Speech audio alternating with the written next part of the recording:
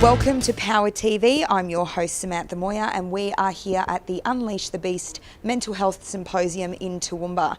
Today we're going to be speaking to a range and a handful of the 62 speakers that have come out to the Toowoomba community to share their stories, their books and their community awareness around mental health. So stay tuned for all the interviews and all the action from the day.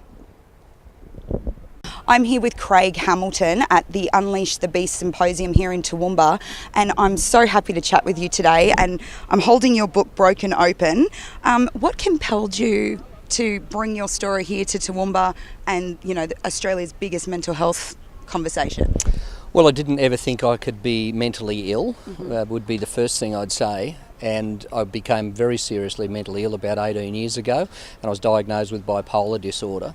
And the book came about initially because I thought this story happens to other people. It's not just an isolated incident. I'm not just a unique case.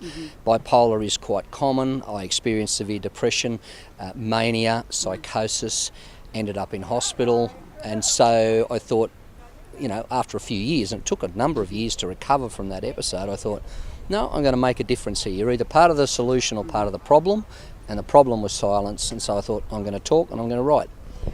And the story is compelling and really honest, and I wanted to talk to you as well. Toowoomba here is a small community, and I wanted to ask you about when you went back to your community, what was it like reaching out from and admitting and knowing with mental health issues about reaching out for support? Well, my breakdown was a very public breakdown to start with, so it's not something I had a choice about hiding anyway, because it happened in a public place. Newcastle's a pretty small town, even though it's close enough to 1 million population, and I was broadcasting, and so had a profile in Newcastle, so it wasn't a case that I could go, well, this didn't actually happen. A lot of people knew it had happened.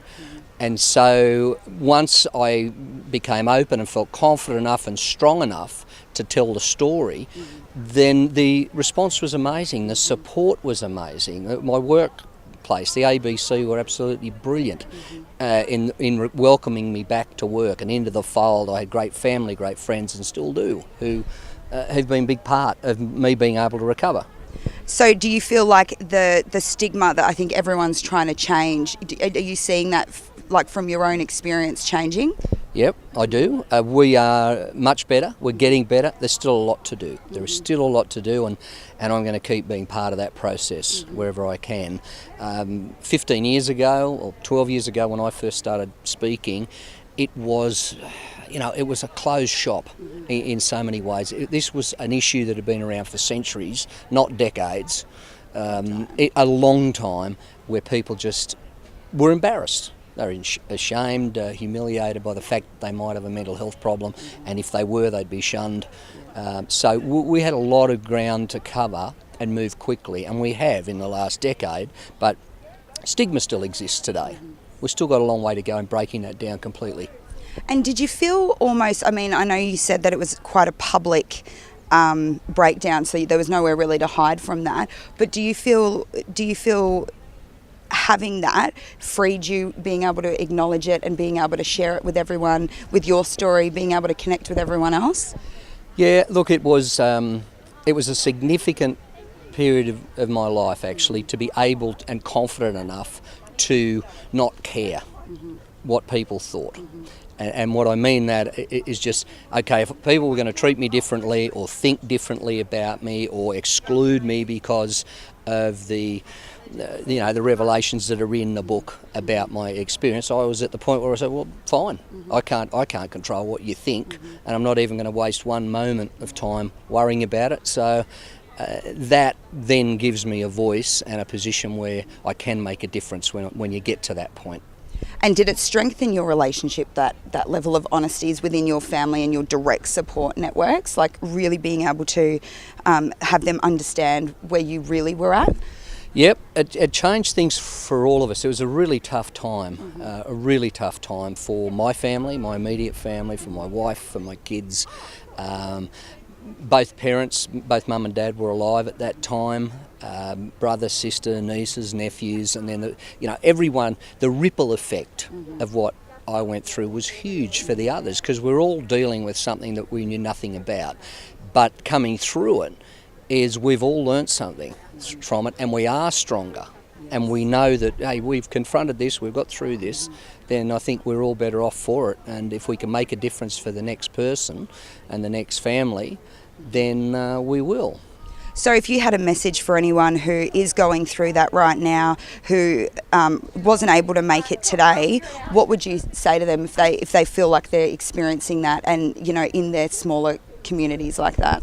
Don't be frightened to speak up. It's really important to have that conversation with someone you trust as a confidant. If it's not someone in your immediate family, a friend, go and see a doctor, talk to a counsellor, talk to someone. And don't believe that it's just you, because it's not. Mental health conditions affect 1 in 4 Australians. This is something as common as a common cold. So that's the message we need to get through. But these things can be serious. They can become serious when depression is deep enough. So let's get it out in the open, get over ourselves, get over the stigma, and ask for help. That's such a great message. Thank you so much for chatting with me today, Craig. And you can find Craig Hamilton's book, Broken Open, at all good bookstores. I'm here with Ray Martin at the Unleash the Beast Mental Health Symposium here in Toowoomba. Great title, isn't it? Unleash the Beast. Isn't that a good title? Oh, it's fantastic. And I'm really so happy you've been able to bring your books, your message, being able to have the conversation around mental health here in Toowoomba. What compelled you to join Unleash the Beast? Oh, I love the place. I've been here probably a dozen times, and I first came with R.M. Williams, who was one of the great men that I've met in my life, and he was a local. I just think that we're now aware that mental health is a serious, debilitating killer with some people, and we need to approach it sensibly. We need to approach it openly, and we need to stop treating people who have a mental health problem as though they've got two heads. We handle people who've got a cancer, and we let them go to work, and they take their drugs, and they get over the cancer. And mental health is the same, and we should treat it. If it's schizophrenia or bipolar or whatever, we can live with those, we can manage those instead of putting them in a dark room and forgetting them. And so I think we need to become smart. And what... Caring. I think what I'm really compelled to talk to you about with your books is everyone knows you, right? You've been on Australian television. You've been you're normally the one interviewing. Sorry about that. You've been the one interviewing everyone, and yet bringing all your stories and understanding to everybody's minds. It really does show that it happens to everyone. Oh yeah, no, it does, absolutely. In fact, over the 10,000 plus interviews that I talk about over the years, it's often the less famous people who inspire me. I'm not being cute about that. I mean, obviously people like Donald Bradman or Fred Hollows inspire me, but other people who just work in communities, or Quentin Kenahan, the young guy who died at 42 the other day, who had this brittle bone disease that Mike Willesee made famous, and he was in a wheelchair and sucking on oxygen for a tank for the last several years of his life, and I got to know him very well and took him out a lot and spent time with him, and but he didn't whinge. He used to get it, and I used to have a sore arm or a sore knee and think, oh, woe is me. And this bloke was living on borrowed time for 43 years of his life, and yet never whinged. And he used to say, don't talk about my disability, talk about my ability. And it's so true. And the same thing is, don't talk about someone's mental illness, talk about their positive side of life, talk about things they can do rather than things they can't do. Well, and I find the level of strength it is to just be able to come out and talk about it as something we should be, being more supportive and positive about, people really owning it, to be able to move forward and connect with their families and relationships, that this is what's going on, and they're, help me is one of the biggest ways of getting through it. And we disguise it. And the fact is that it is such an ever-present problem. It's so widespread. The great people from the Churchill, Sir Winston Churchill, and people like that, who had their own disabilities and managed to cover it for a long time. People who have who have eating disorders who cover it. It's a terribly debilitating problem if you're hearing voices in your head and to get on with life. And yet, this is what people who have anorexia and so on have. And similarly with schizophrenia, it's a bit like bit like refugees, that refugees don't want to be refugees. They'd sooner live in Syria or live in China, where they're born or where their families are. The same as people don't want mental illness. They don't want it. They're not wallowing in their grief. They hate it. And so why should we add to the problems by not caring for them and by not giving them a chance? So what we're going to do is just accept it as a problem like cancer or like diabetes and get on with life and let them live and let them enjoy and let them progress and succeed, which they can do as long as we don't sort of labour them and label them. So I'll wrap it up with you. Thank you so much. But if you were to, one last thing, if you were to see anything change or what you hope would change around all of that from all the different people that you met, what would you like to see going forward? Oh, quickly, we have to, politicians and public servants and next door neighbours have to accept it as an illness and treat it accordingly and deal with it as an illness, not as some aberration and some problem. It's an illness that we just have to cope with and deal and get on with life. But the other thing is that I'd say to them and to anyone else who's facing it is just have a go. I mean, don't, the only person who can honestly, and it's tough as it is if you're ill, physically or mental, is to go and have a go. But have a go. You're the only one who can actually change it. All the psychiatrists in the world can maybe ease you through the problems, but you're the one who's going to finally beat it, and you're the one who's going to go to cope with it. And so, here am I sitting here, healthy and wise, but I'm convinced as I get older that it is about you've got to do it. Now we'll give you as much help as we can give you, and we'll make sure you get the pills, and we'll make sure that you're not set upon and that there's no bias or bigotry around what you do. But you're going to have to go and do it, and you're going to have to get up out of that fetal position and go out and face the day, or you're going to go and have to do some exercise, or you're going to have to, etc. And so it's as hard as that is. Sorry, love. You're just going to have to do it, and that's right. One foot in front of the other, and have a go. Well, thank you. That's an absolutely amazing message for today. I'm so glad we had a chat. Thank you, Ray. Thanks, Sam. My pleasure, and good luck to all the people who are suffering, because I do know they're suffering, and let's give them a shoulder to lean on, eh? Absolutely. I'm here with Susan Duncan. I'm so excited to talk to Susan about her book and what's brought her to Toowoomba. So thank you for joining me. It's such a pleasure, and it's so fabulous to be in Toowoomba. I can't get over what a great city this is and what a great community. And Emma McTaggart, I mean, she's the beast, really. I mean, she's the one that's got all this going and just inspired everyone to be here and to do their best. Tell me a little bit about your book and what has brought you personally to speak to everyone and share your book. Well, I suppose all my memoirs are always about, the challenges that confront you at different stages of your life and the way I dealt with them. And to me, they're challenges that everybody faces. We're all the same. We all have the same hopes, we all have the same dreams, we all have the same aspirations, and we all have the same tragedies. In one way or another, nobody escapes unscathed through life. So I suppose I was just sharing them because I wanted people to know that they weren't alone, because you can feel as though you're the only one going through grief or loss or whatever it is, and you're not. It's the human condition. It's the way it is, and it's not what happens to you, it's the way you deal with it that actually counts. And the reason I came to Toowoomba, because in fact it's my old girls' reunion this weekend in Geelong of all places, so it was a great excuse not to go to that, because I've put on weight and they probably haven't. And but the serious truth is that mental health affects everyone. I don't know anyone in my circle of friends or family that hasn't been touched by mental health issues in some way, and we all have to do our bit to try and make things better, because it can't go on.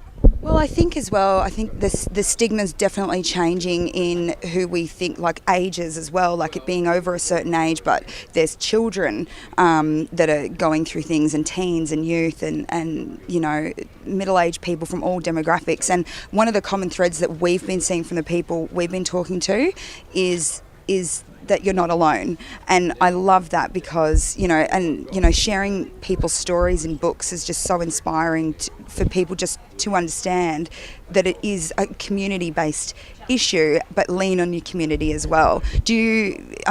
Obviously Toowoomba, I can't speak highly enough about Toowoomba, but do you have any tips for community outreach or any kind of messages that you want to share with anyone, reaching out? You can do the smallest thing to make yourself feel better.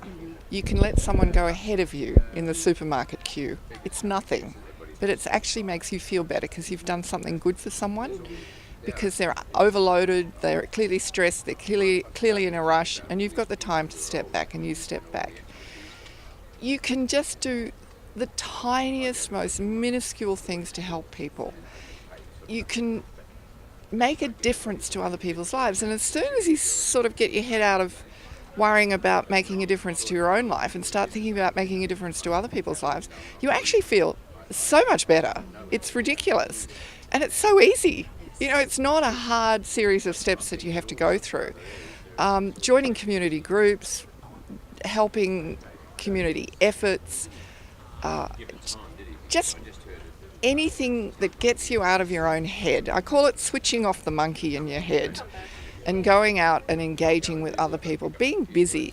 And if you can't do that, just go out into your garden. I find that when I see a plant flower that I've been waiting for 3 years to flower, I just think, boy, I have just achieved on a major level here, in a drought. And look, here's my waratah. It's come out for the first time. They're small, but they're huge. And I think often we put too much pressure on ourselves to go beyond our abilities. And there's no need to. There's just no need to. Just do the small things that make you happy. Do the small things that give you pleasure. Do the small things for other people that will make their lives a little bit richer in that little moment. And it makes you feel better. I've seen so many people wanting to come over and chat with you about the book and being here. You must hear so many stories from people like wanting to share with you because, of your book and what you're sharing. What would be, what's the highlight for you and what you hope will come out of Unleash the Beast today?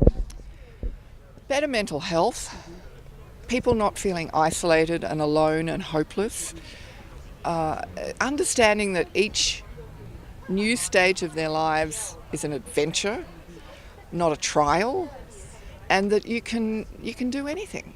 You can do anything that you put your mind to, and it doesn't matter if it doesn't work.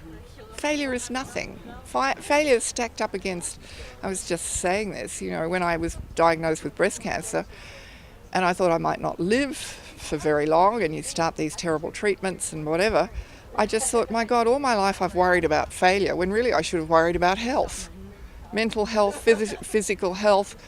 I had all my priorities were wrong. So, I guess, and I suppose when people come up to me and say, look, I went through that and I didn't think I was going to get through it, but if you did, then probably we can too. That's all you need. I actually love that. I'm going to use that. I'm going to quote you on all this time I was worried about failure and I should have been worried about health. I think that's the quote of the day for me. So thank you so much for chatting with me. And your book, The House at Salvation Creek, you can find that at all good bookstores and online? I guess so. Yeah. I wouldn't have the faintest idea. So thank you so much for joining me today. It was a great way to, connect with everyone on the same topic. Here. Thanks for being it's part beautiful. of it. It's fabulous. It's yeah. fabulous.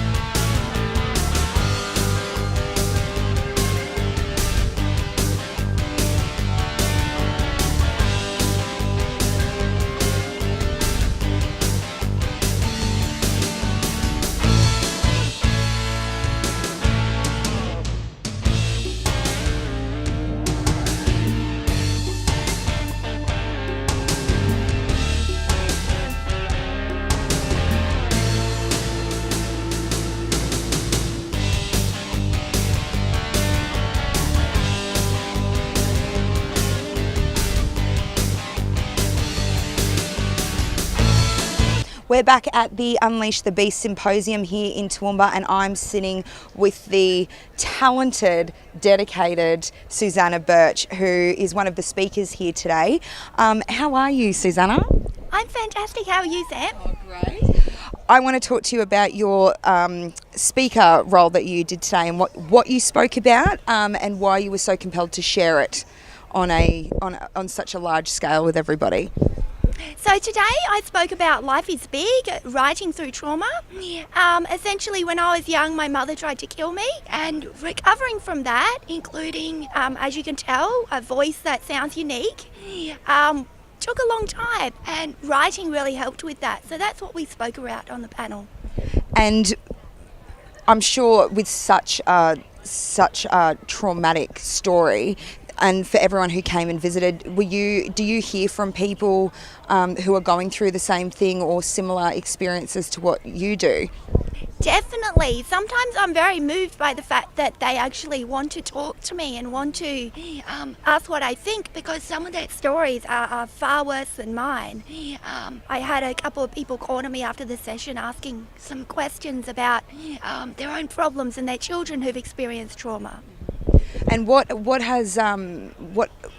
your main motivation to have brought it? So obviously sharing your story and speaking to those people, but in light of Mental Health Week, Mental Health Awareness Week this week, and the symposium, and for you personally, what are you trying to achieve in sharing that with everybody? For me, it's about making people aware that things that you feel embarrassed or ashamed about, when you have thoughts that are unusual or feelings that you can't place, everyone feels those at different times. So you're not alone, you're not weird, you're not strange just because you experience those things. There's so many things I want to talk to you about, but I know that you do run a lot of websites and different groups here locally in Toowoomba, helping women, with Trimester Talk that you run.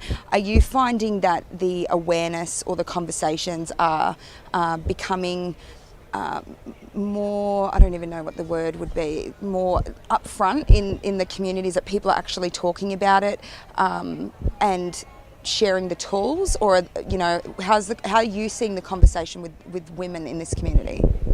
I have to say it's changed a lot just over the last 8 to 10 years.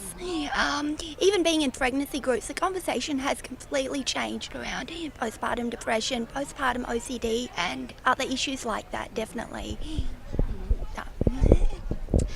And what are you trying to, what's the biggest message that you want to share? And I know we talked about how, everyone has those different thoughts, but what's something that you would like to share with anyone who is feeling isolated or is having thoughts or experiences that they don't think is normal, when it comes, and more so in local communities and resources that are available? Find the path to therapy and healing that works for you, and that may not necessarily be seeing a psychologist or a GP. You can find anything with Google. You can join a support group on Facebook, and there are groups out there for every kind of medication, every kind of psychological disorder. There are forums. Find what works for you and find your community, no matter where it is. I love that as a message. That's amazing. Thank you so much for chatting with me today, Susanna. And is there anywhere that you would like to point anybody who, with especially women, for your groups, where they can find you and find that from a local Toowoomba community point of view? I do have my own website, a central one, because I've got so many. That's at susannabirch.com. I do also run a Facebook group called Women Without Mothers Club, for women whose mothers have either died, been estranged, or there's other ongoing issues, and that's a really good support network as well. Oh, I hope everyone takes heed on that, and if they know anybody, that they go and connect up with Susanna. So thank you so much for chatting with me today, and I can't wait to see the replay of your talk as well. Thank you very much for having me, Sam. I'm here at Unleash the Beast, the mental health symposium here in Toowoomba, and I'm sitting with Peter Fitzsimons. How are you? Thank you for pronouncing my name correctly. Yeah, I was warned by friends of mine who are massive followers of yours. I'm so glad that you're here being a speaker with Unleash the Beast. What has brought you here and helped you personally invest? I think basically we're at a period where mental health is getting healthier, if I can say that, in terms of discussing it. So it used to be, when my father had depression in the 60s, it was never discussed, and I didn't find out till the 90s. I knew nothing about it. And he suffered with depression for most of his adult life, and I think that now we're looking at ways, symposiums like this, where men who've suffered mental health, and I've been very blessed. I have not suffered ill mental health. I've been, I have a perpetually sunny disposition, I think. I don't know. But I'm not because I'm better than anybody, I'm just lucky. But we've just done a session up there with two men that, were looking down the path of suicide, who pulled themselves back and are now gone on to live great lives. So we're looking at tools people can use and families can use to bring people back from the brink. Are you finding that men especially are gravitating towards you to have those conversations? I think so, yeah, because I think particularly with the two men I was talking to, they're both obviously very strong men. One of them was physically the strongest man in Australia at one point, and so when they say, look, I'm the strongest man in Australia, but I've had mental health issues, it opens it up to other guys going, well, there's no shame, there's no stigma in saying I've had issues with mental health too. And the line from Alan Sparks was very good, where he talked about the need is not to be reactive to depression, but proactive, to sort your life out so you're living a healthy life, psychologically, physically, then the mental health is more inclined to follow. Thank you so much for having a quick chat with me. Good to be on Power TV. Thank you. No clue what Power TV is. It's a local station here from Toowoomba. It's good to be on Power TV in Toowoomba. Thank you for joining we me. take Manhattan and we take Toowoomba. Thank you so much, Peter. Sam here from Unleash the Beast, the mental health symposium happening in Toowoomba. I'm sitting here with Karen Russell, a Nanango-based author of the children's book Deacon the Dragon, and I wanted to have a chat with her today about why she's here as a speaker and, writing a book and, really sharing her message with the community. So welcome. Thank you very much, Sam. It's great to be here. It's a wonderful event and excellent to be part of. Thank you.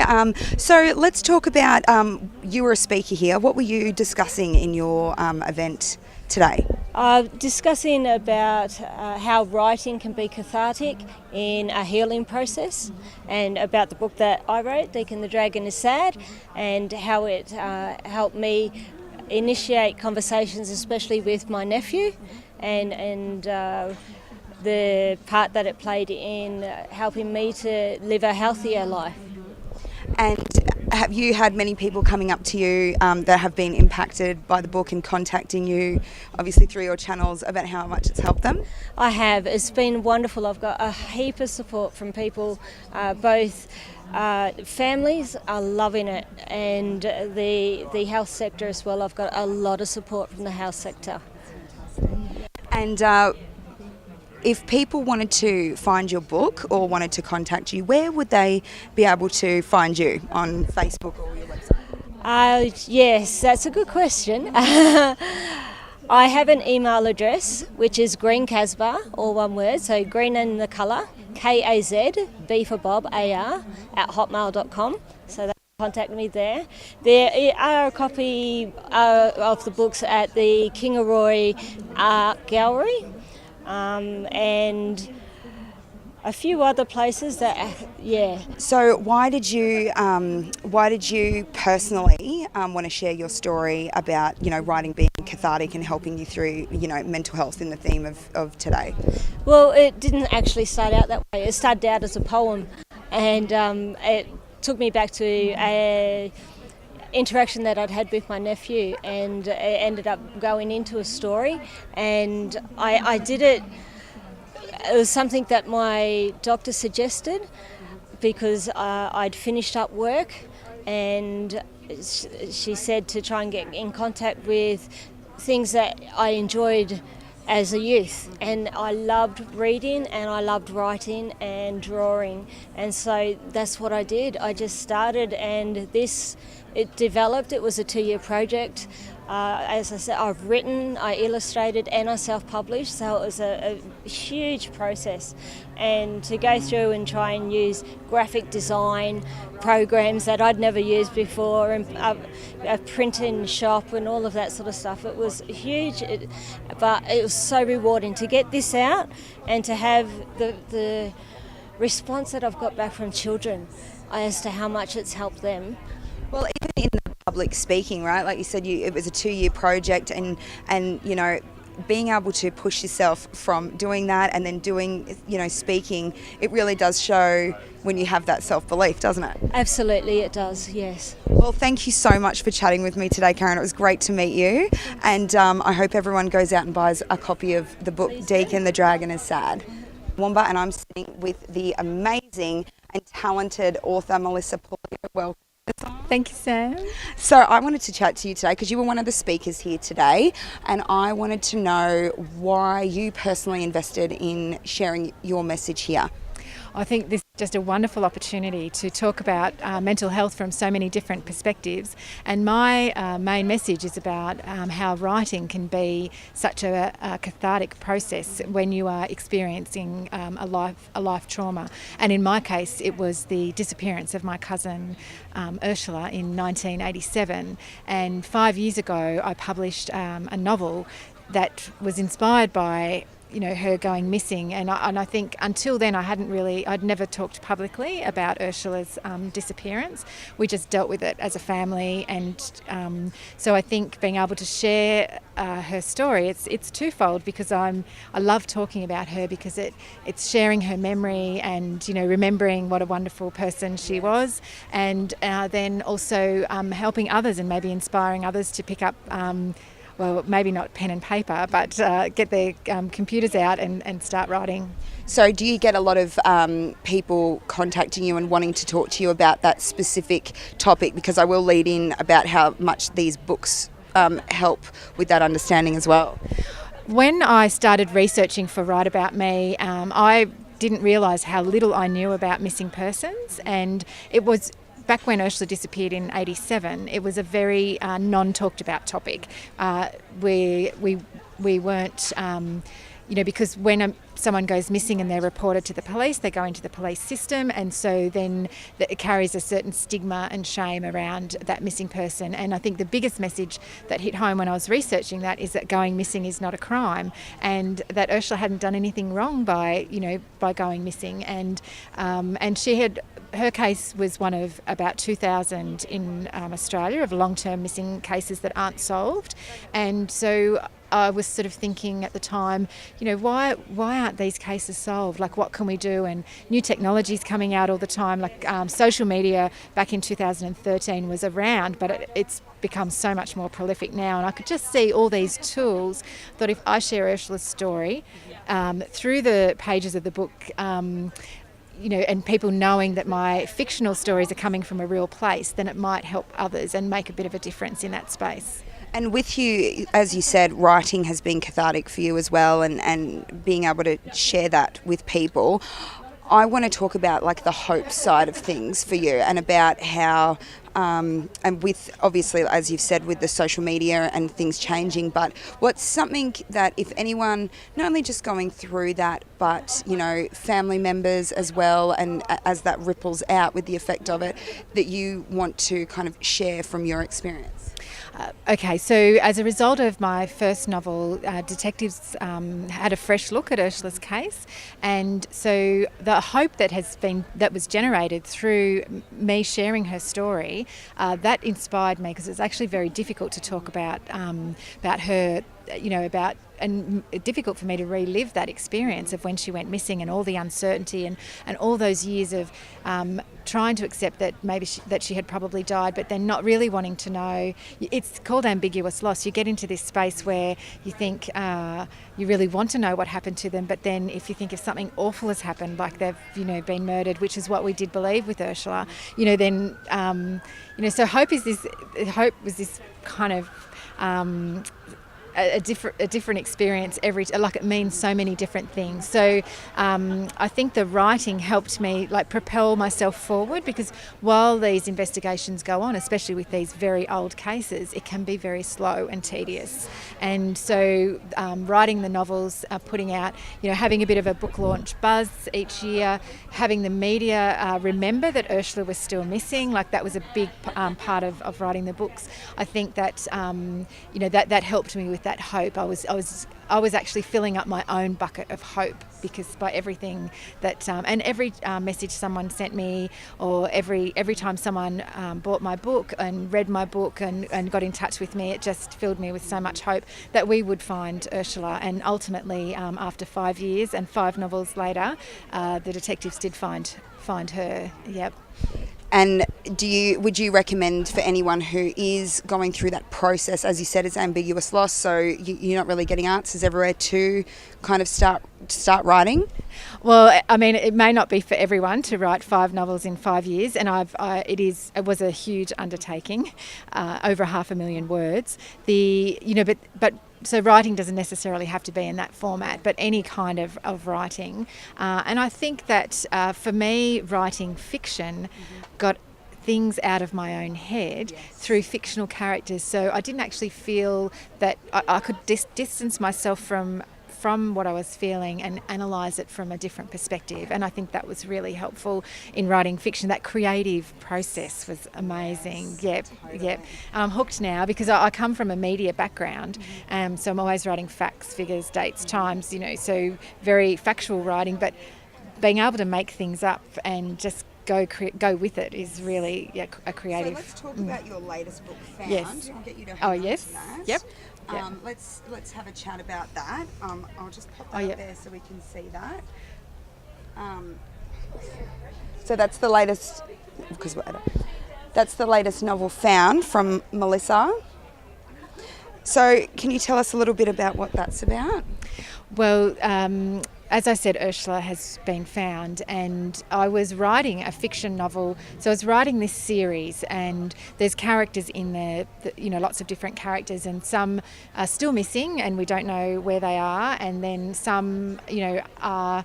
And like that's frustrating for my readers, because they get to the end of the novel and they're like, well, where are they and what's happened, and you haven't closed it off. But I get the feedback that that's just, well, now we understand what you must feel like. And Ursula was found, and she was killed in a car accident not long after she went missing, and buried under a different name. So, we've had that sort of that endpoint of sorts. Her case is still with the coroner, so we don't have all the answers, and we may never get all the answers.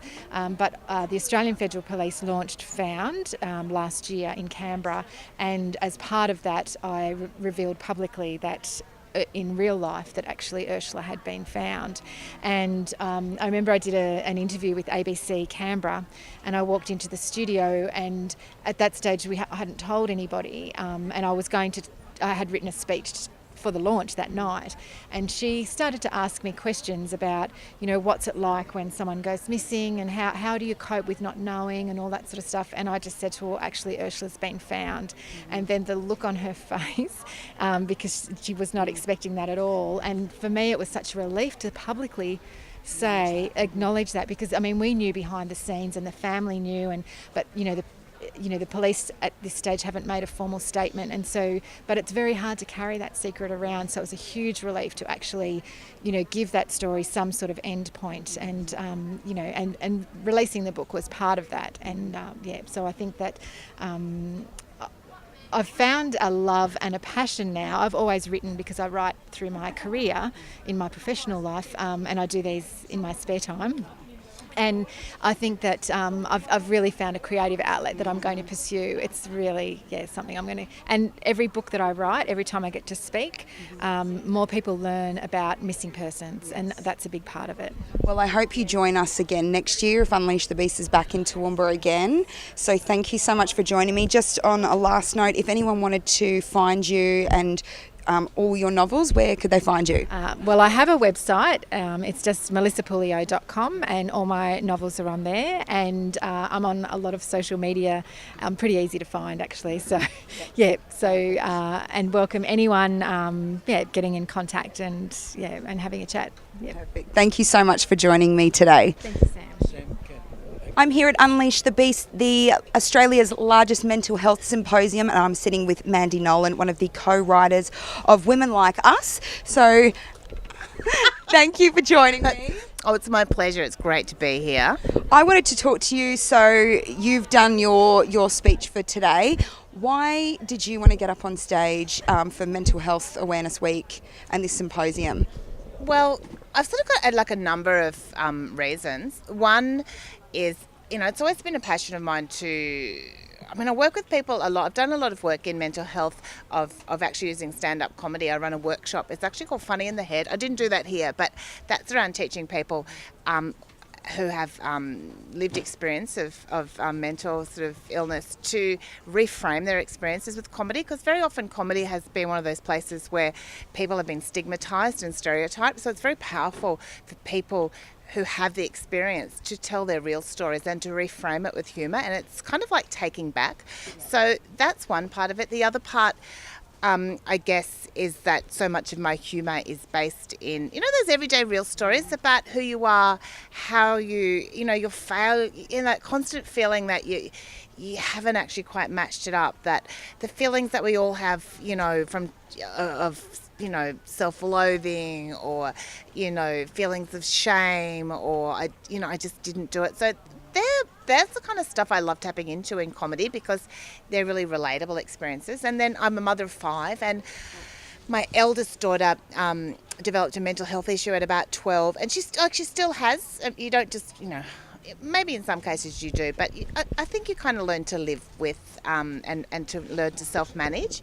And that gave me another sort of part of it as well, which is the lived experience as being a mother, living in a family with a young person that has a mental health issue, and knowing the challenges and the feelings of isolation, the real feelings of failure and the despair that, your kid's not going to make it, and that it's somehow your fault, So doing something like today is something I'm, really passionate about. And I think it's really innovative too. And I love coming to Toowoomba, because Toowoomba I grew up in a town called Wandai near Kingaroy. And so when we were growing up, when you got your tonsils out, you came to Toowoomba. Like, it was always exciting. I'm getting my appendix out. It's Christmas shopping and your appendix.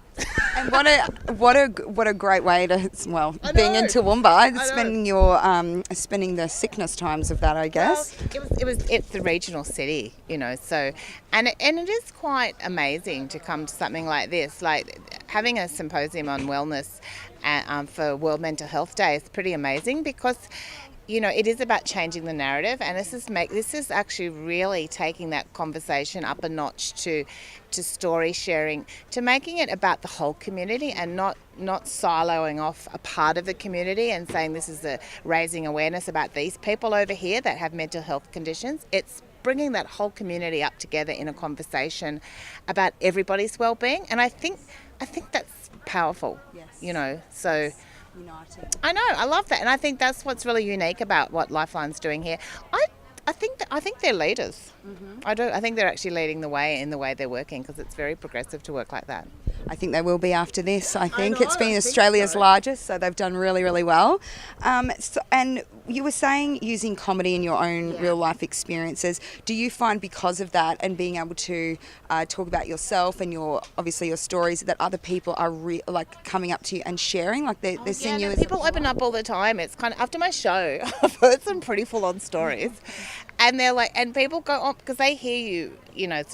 Talk about, I'll talk about my struggle with the morning routine, or my feeling of, that when you can't get into your clothes anymore and you feel like, like, oh my God, I couldn't be bothered to lose weight, but, I can't be bothered buying anything bigger.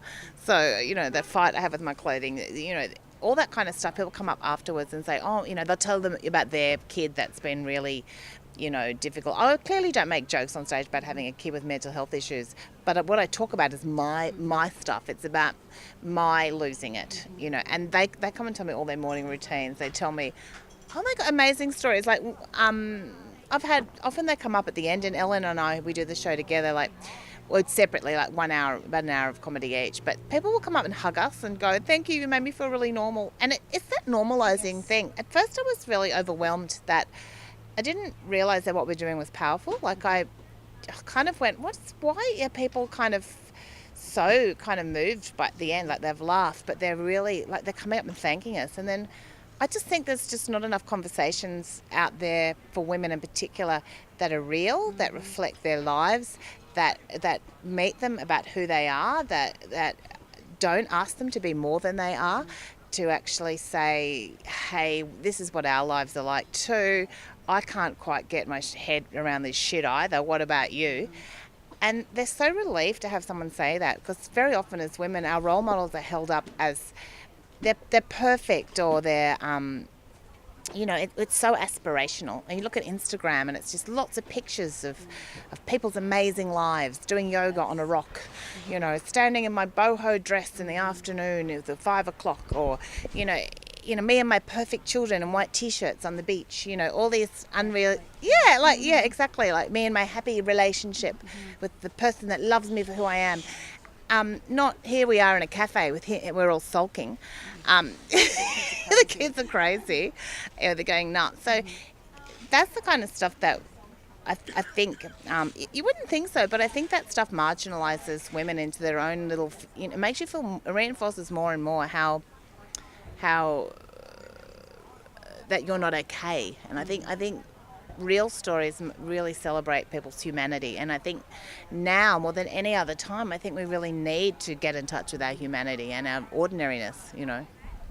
Absolutely. Speaking straight to my heart, and I'm sure with everyone that's listening, yes, definitely authentic is the way forward, I think. Say, why aren't you on television and why aren't you famous? And I say, because I'd turn into a dickhead then. No offence. Oh, no. But you know what I mean? Like, you're going, but not that you have to, but, you kind of, part of the power of what you're doing is, and it's everyone's real stories. I think that's what's really powerful. When you're writing, that's what you come across too, is that you come across everyone's. I run lots of writing workshops as well, and when you get people disclosing their stories, nobody values their story, and they kind of eke it out, and then everyone responds to it, and they're kind of amazed when they go home that they've been validated for having, for just their ordinary story is interesting and amazing and insightful and incredible. So, well, I mean, it's not going to have the success that it has had if people weren't relating to it from those levels. Exactly. So, so we've just been so lucky with that. We were nearly up to 100 shows, and we wrote our book, it was released this year in May, and it was really in response to the fact that after the show, the women would come up and going, have you got anything? And often when you're a comic, people sell DVDs. And I went, what's the point of selling a DVD of a show they've already seen? That's just stupid. I said, why don't we write something that's more, it's different to what's in the show. It's more, it broadens what we talk about. So our show is really funny. It's like laugh, pretty well for 2 hours. The book is funny, but it broadens some of the themes up. Some are kind of more serious. I talk about dealing with an adolescent with mental health issues. Ellen talks about her mother getting dementia and having to go into care, the hardship of caring for a parent. We talk about relationships and relationship failure. We talk about all those kind of things, and often with humour, but sometimes just with sadness and poignancy, because sometimes it's just important just to acknowledge those hardships in your life as well. So for your shows, just as we wrap up, where could everyone find you, to whether at Facebook or website, to book any shows with you? Well, we have lots of shows coming up. So you go to womenlikeus.com.au, and there's always, just scroll down and there's a list of shows that are coming up. That we have in any area, and we don't travel in a linear way. We're kind of like we kind of go there and there and there and there. So we could be in your area just because we're over here. Like, we might be in Hobart one weekend, but your area the next weekend, because we actually go home in between. Like, we actually do have heaps of children, so we have to go home, and usually on a Friday, Saturday we'll hit the road. That's when they go out anyway, so no one's interested in us then. So we go out and do our shows and then come back. So check it out. I think in this region, we're going to Kingaroy and Chinchilla in December. I think we're in Caboolture in November. I can't remember where else we are actually. It confuses even me. I have to look at my own website to know where I'm going to be. Well, it'll be a great night for you and the girls. Take a mum, take a sister, take a best friend, right? Thank you so much. And you know what? Take your husband or your mate, because it's really good for men to hear too. Because men leave with a much better understanding of why they're wrong. Yes. You heard it here first. Thank you so much for chatting with me today, and I hope everyone goes out and buys tickets to the next show. I hope so too. Thanks so much. No worries. I'm here at the Unleash the Beast Mental Health Symposium with the event coordinator, director, extraordinaire, Emma McTaggart. Exhaustinaire. Yes. How are you feeling? It's been the most incredible day. I think this is my day. I feel it's like a wedding without a groom. It's been exactly as I had wanted it to be. I've been symposium-zilla, and I have been very demanding. Everyone has acquiesced and done exactly what I've asked of them. It's been awesome. The speakers, I've been lucky enough to chat with a lot of the speakers, and they're so behind the message and this returning next year and just what it's about, and all the people that are connecting with the whole concept of why this was built. So I want to say for everyone in Toowoomba and surrounds, thank you. It's been amazing. I was really embarrassed last night at the official opening because apparently no one can say no. So I didn't realise I had any influence at all. So no, it has been extraordinary, Sam. I think that the generosity of all of the speakers, but also all of the guests attending. So over 2,000 people have actually been involved with a speaker or a writer today, whether the school's program. So John Schumann's been out at Oakey State High School. The writers have been everywhere, as well as the extraordinary the Conversations film today. So we've got it all in the can, so now may the editing begin.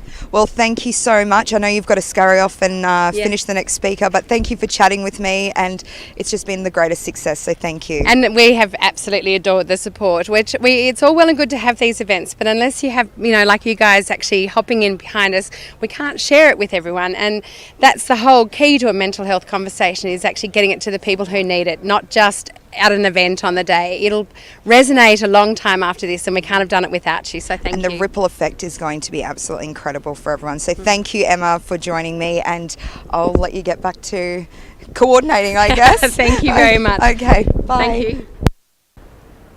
Well, that's all we've got time for today. I hope you enjoyed the show. I hope you enjoyed all the speakers, and the message that was put out today really resonated with you. If you have any mental health issues that you want to talk to somebody about, reach out. The number for Lifeline is 13 11 14. Thanks for watching, and we'll see you again next time.